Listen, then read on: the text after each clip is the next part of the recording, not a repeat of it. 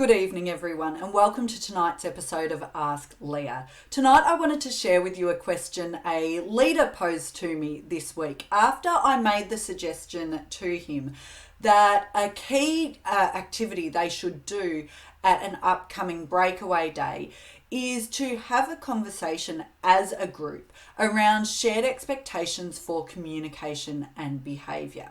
Now, this leader kind of rolled their eyes at me and they said, "Oh, look, Leah, these people are experienced leaders. I don't think we need to go down that path." And they sort of indicated to me that, it was a bit beneath them or maybe a bit patronising to have this conversation as a leadership team, because surely as experienced leaders, they would know how to play nice together and communicate and behave.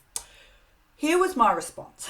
It doesn't matter how experienced you are as a leader. If you are bringing a team together and you haven't done this before, you should always have a conversation, a very frank and open conversation around shared expectations for communication, behaviour, purpose, scope, all of that. All of those discussions need clarity.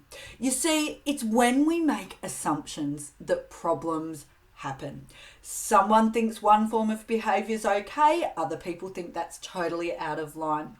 One person thinks this level of commitment is what the team requires, other people thinking, "What are you talking about? We're way over here." If you don't actually have these conversations, that is where problems start, because people make assumptions and they can be very different because no two people think the same.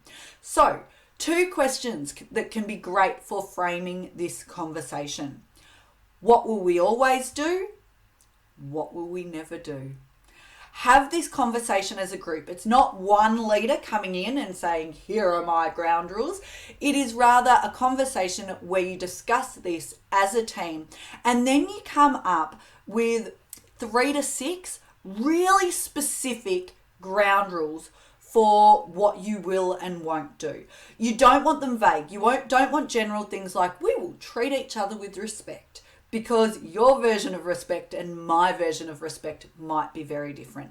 So be specific, get it out on the table, and regardless of the level of leadership, always have this conversation and don't make it set and forget. Revisit it, use it to help hold each other to account, and use it as a really strong framework to help you really go out there and thrive in your work collaboratively together.